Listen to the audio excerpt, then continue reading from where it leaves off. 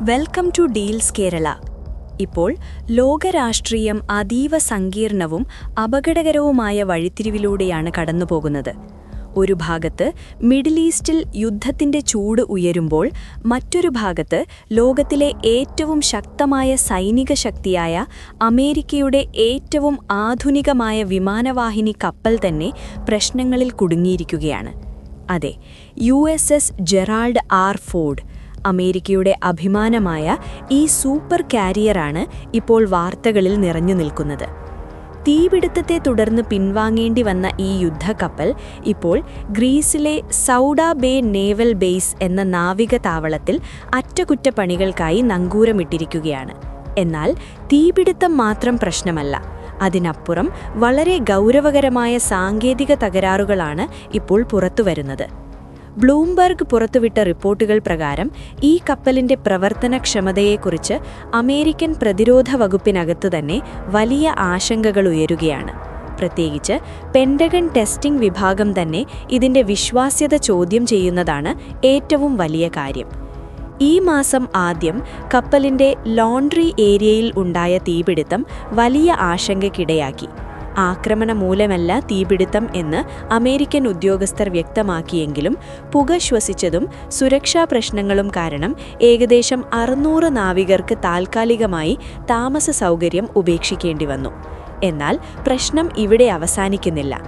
ഈ കപ്പലിന്റെ പ്രധാന ശക്തിയായ വിമാന വിക്ഷേപണ സംവിധാനങ്ങൾ, അതായത് യുദ്ധവിമാനങ്ങളെ ആകാശത്തേക്കുയർത്തുകയും തിരിച്ചിറക്കുകയും ചെയ്യുന്ന ടെക്നോളജി വിശ്വാസ്യതയില്ലാത്തതാണെന്നാണ് റിപ്പോർട്ടുകൾ പറയുന്നത്.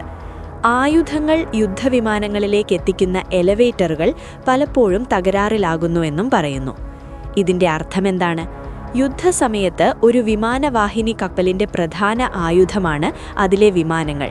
എന്നാൽ അവയെ സമയത്ത് പ്രവർത്തിപ്പിക്കാൻ കഴിയില്ലെങ്കിൽ ആ കപ്പൽ ഒരു വലിയ ലക്ഷ്യമായി മാറാൻ സാധ്യതയുണ്ട്.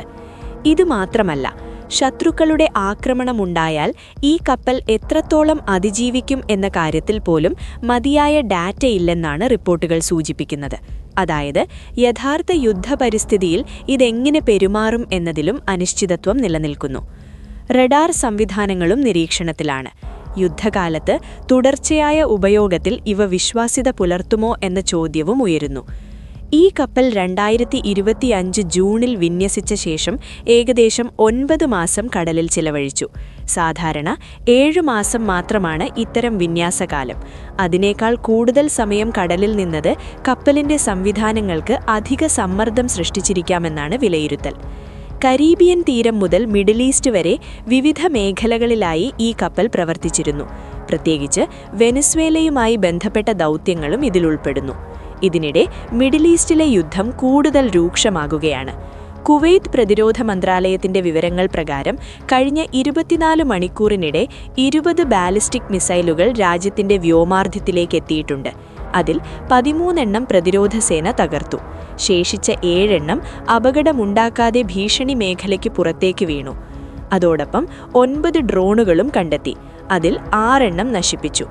കുവൈറ്റ് അന്താരാഷ്ട്ര വിമാനത്താവളത്തിലെ ഇന്ധന ടാങ്കിനെ ലക്ഷ്യമിട്ട് 2 ഡ്രോണുകൾ ആക്രമിച്ചു. ഇതിൽ തീപിടുത്തമുണ്ടായെങ്കിലും ആളാപായം റിപ്പോർട്ട് ചെയ്തിട്ടില്ല. ഇതെന്താണ് സൂചിപ്പിക്കുന്നത്? മിഡിൽ ഈസ്റ്റ് യുദ്ധം ഇനി നിയന്ത്രണ വിധേയമല്ലാത്ത ഘട്ടത്തിലേക്ക് നീങ്ങുകയാണെന്ന്. ഈ സാഹചര്യത്തിലാണ് അമേരിക്ക യുദ്ധം അവസാനിപ്പിക്കാൻ ശ്രമിക്കുന്നത്. എന്നാൽ ഇറാൻ ഇപ്പോഴും ആ നിർദ്ദേശം പൂർണ്ണമായി അംഗീകരിച്ചിട്ടില്ല. ഇറാന്റെ വിദേശകാര്യമന്ത്രി അബ്ബാസ് അരാക്ചി പറഞ്ഞത് വളരെ ശ്രദ്ധേയമാണ്. അവരുടെ ആവശ്യങ്ങൾ അംഗീകരിച്ചാൽ മാത്രമേ യുദ്ധം അവസാനിപ്പിക്കാൻ ചർച്ചയ്ക്ക് തയ്യാറാകൂ. അമേരിക്കൻ നിർദ്ദേശങ്ങൾ എന്തൊക്കെയാണ്?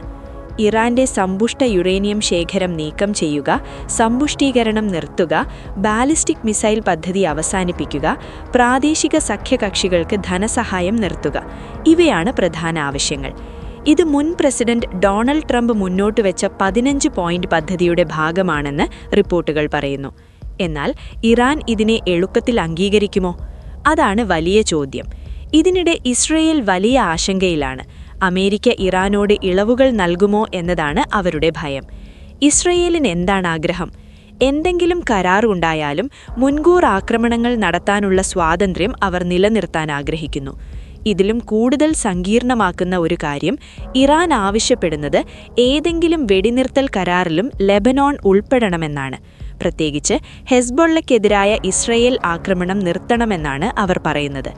1982 രൂപം കൊണ്ട ഹിസ്ബൊള്ള ഇറാന്റെ പ്രധാന സഖ്യശക്തിയാണ്.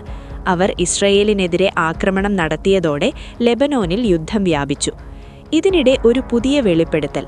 വൊലോഡിമർ സെലൻസ്കി പറഞ്ഞതനുസരിച്ച് റഷ്യ അമേരിക്കയെ ബ്ലാക്ക്മെയിൽ ചെയ്യാൻ ശ്രമിച്ചു എന്നാണ് ആരോപണം.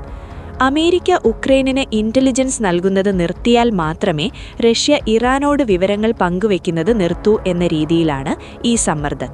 ഇത് ലോകരാഷ്ട്രീയത്തിൽ വലിയ മാറ്റങ്ങൾക്ക് വഴിവെക്കുന്ന കാര്യമാണ്.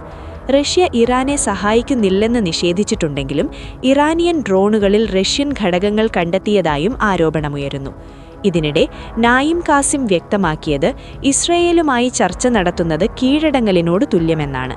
യുദ്ധം അവസാനിപ്പിക്കാനുള്ള സാധ്യതകൾ ദിവസേന കുറയുന്ന സാഹചര്യമാണ്. അതേസമയം യൂറോപ്പിലും ആശങ്കയുയരുന്നു. പെഡ്രോ സാഞ്ചസ് പറഞ്ഞതനുസരിച്ച് മിഡിൽ ഈസ്റ്റിലെ യുദ്ധം ആഗോള സമ്പദ്വ്യവസ്ഥയെ തകർക്കും. ഒരു മാസത്തിനുള്ളിൽ സ്പെയിനിനു മാത്രം 100 ബില്യൺ യൂറോയുടെ നഷ്ടമുണ്ടായതായും അദ്ദേഹം പറഞ്ഞു. മിഡിൽ ഈസ്റ്റിൽ വീഴുന്ന ഓരോ ബോംബും നമ്മുടെ ജനങ്ങളുടെ പോക്കറ്റിലാണ് പതിക്കുന്നത് എന്ന് അദ്ദേഹത്തിന്റെ ഈ വാക്കുകൾ ലോകത്തിന്റെ നിലവിലെ അവസ്ഥയെ വ്യക്തമാക്കുന്നു. ഇതിനിടെ ബെഞ്ചമിൻ നെതന്യാഹു ആഭ്യന്തര രാഷ്ട്രീയ സമ്മർദ്ദവും നേരിടുന്നുണ്ട്. യുദ്ധം തുടരുന്നതിനിടെ തിരഞ്ഞെടുപ്പ് ഒഴിവാക്കാൻ അദ്ദേഹം ശ്രമിക്കുന്നു. ബജറ്റ് പാസാക്കാനുള്ള ശ്രമങ്ങളും അതിന്റെ ഭാഗമാണ്. എന്നാൽ സർവേകൾ എന്താണ് പറയുന്നത്? ജനപിന്തുണയിൽ വലിയ മാറ്റമൊന്നുമില്ല. യുദ്ധത്തെ പിന്തുണച്ചാലും അത് നീണ്ടുപോകുന്നതിൽ ജനങ്ങൾ ക്ഷീണിക്കുകയാണ്. ഇപ്പോൾ ചോദ്യം, ലോകം എവിടേക്കാണ് പോകുന്നത്? ഒരു ഭാഗത്ത് അമേരിക്കയുടെ ഏറ്റവും ശക്തമായ കപ്പൽ തന്നെ താന്ത്രിക പ്രശ്നങ്ങളിൽ കുടുങ്ങുന്നു. മറ്റൊരു ഭാഗത്ത് മിഡിൽ ഈസ്റ്റ് യുദ്ധം നിയന്ത്രണം വിട്ടു വ്യാപിക്കുന്നു. റഷ്യ, ഇറാൻ, അമേരിക്ക, ഇസ്രയേൽ ഈ ശക്തികൾ തമ്മിലുള്ള സംഘർഷം കൂടുതൽ ആഴത്തിലേക്ക് പോകുന്നു. ഇതൊരു പ്രാദേശിക യുദ്ധം മാത്രമോ, അല്ലെങ്കിൽ ഒരു വലിയ ആഗോള സംഘർഷത്തിന്റെ തുടക്കമോ? ഇത് സമയം മാത്രം പറയേണ്ട കാര്യം.